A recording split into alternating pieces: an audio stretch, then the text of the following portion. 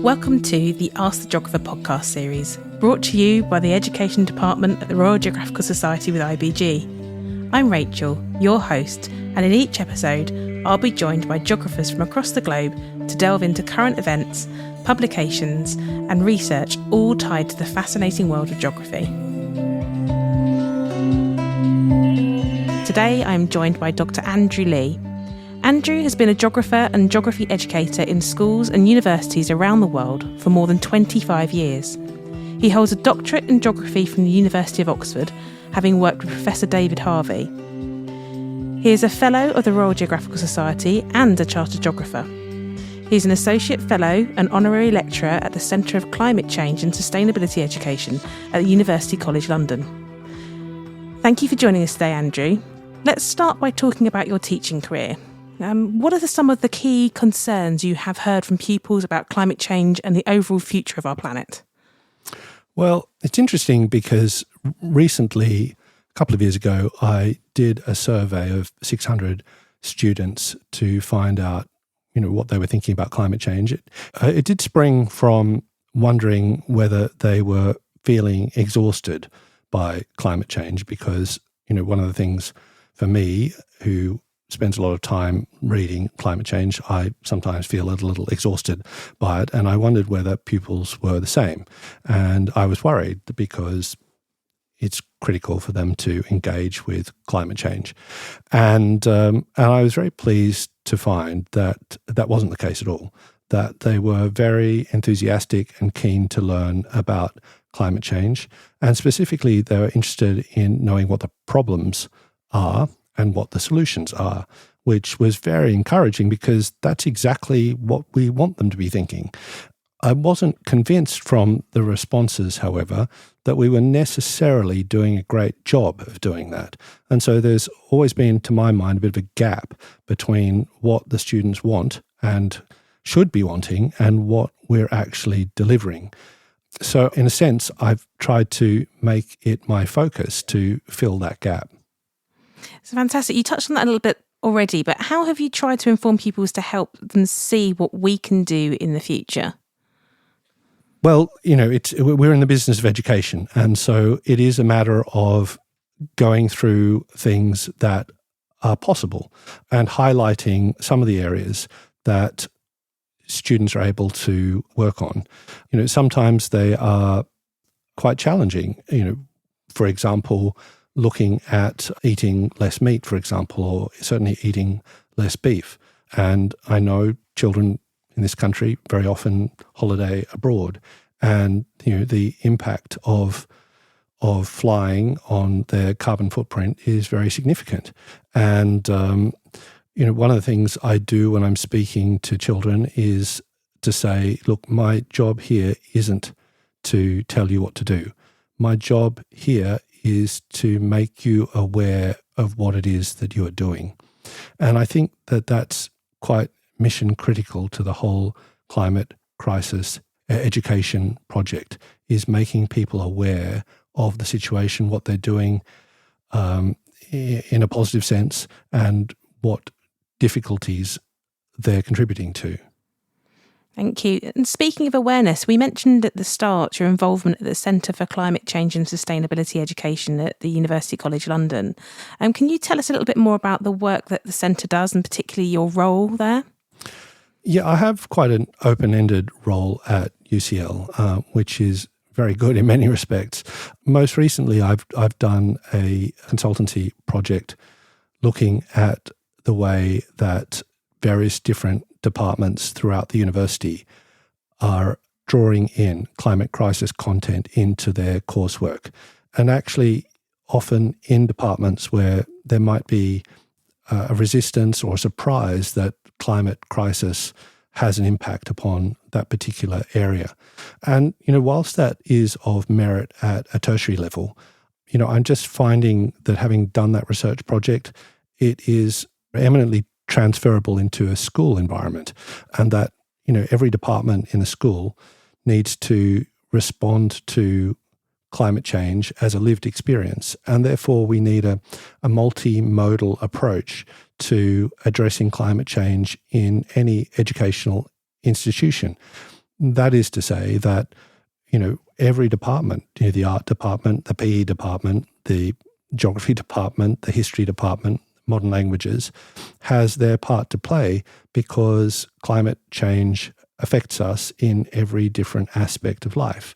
And, if we're going to address the climate crisis, then we need to accept that it's going to affect us in every different area.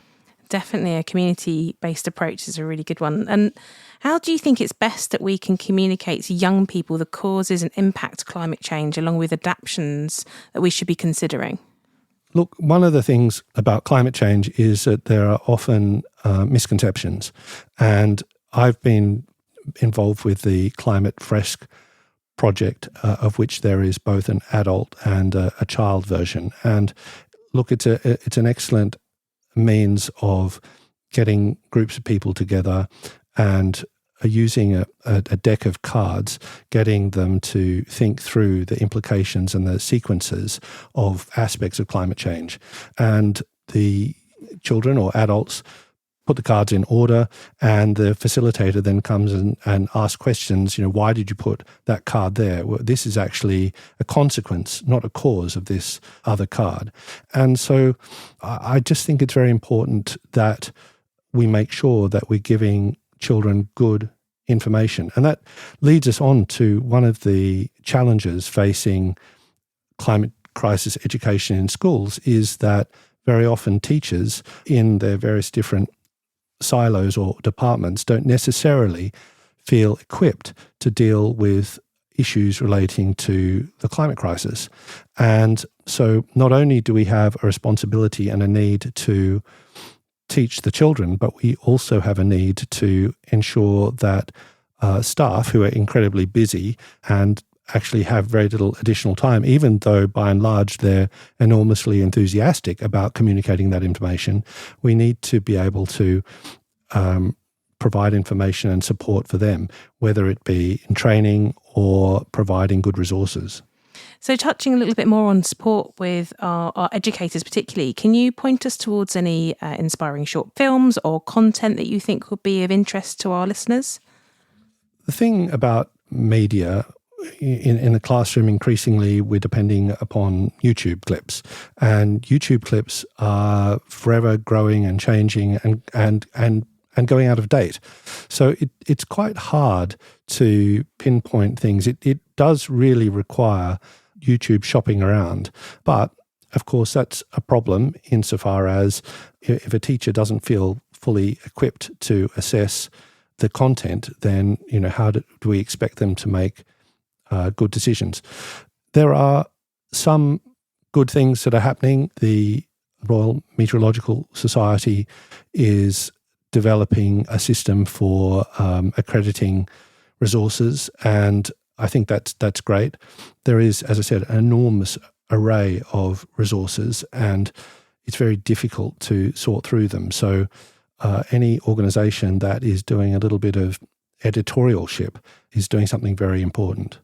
Definitely. So thinking of future, what are your ambitions as you continue to work in climate change education? Look, I think one of the key things is the climate crisis is a complex issue, and it has constantly moving goalposts. That's what makes a complex problem. So I think one of the key things is agility and constantly keeping abreast of what's going on and being up to date. I think that's so important. Definitely. And finally, what's the key takeaways from this interview that you would like to express to our audience? One of the things that we need to be aware of is that in fact most people are very concerned about climate change, and there is an expectation or understanding that the person sitting next to me on the bus or across the table or at lunch is less interested in it than I am. But that's statistically not the case. So I think one of the key things that we need to do is to talk it up and to keep dialogue going and to communicate with others. And as I said, the climate crisis is a lived experience, and it affects us in lots of different ways, not just a scholastic or educative way. There is dealing with the lived experiences not just of ourselves, but of other people throughout the planet. And media does provide that for us to see through YouTube clips and so on. So I think it's about constantly keeping abreast and keeping up and being agile to the information as it unfolds. Definitely. Andrew, thank you for sharing your insights on climate change education and how we can inspire young people to understand and act on the challenges our planet faces. We hope this conversation has given students and teachers new ideas, resources and motivation to bring climate awareness into the classroom and beyond. Thank you for tuning in. If you enjoyed this podcast, don't forget to subscribe to the Ask the Geographer podcast series on soundcloud.com or your preferred streaming platform. Dive deeper into the world of geography and stay informed with our wide range of resources, many of which are available for free. School membership grants access to even more resources, including online lectures and supporting materials for both teachers and learners. Explore our resources and discover our additional offers for education at www.rgs.org/schools.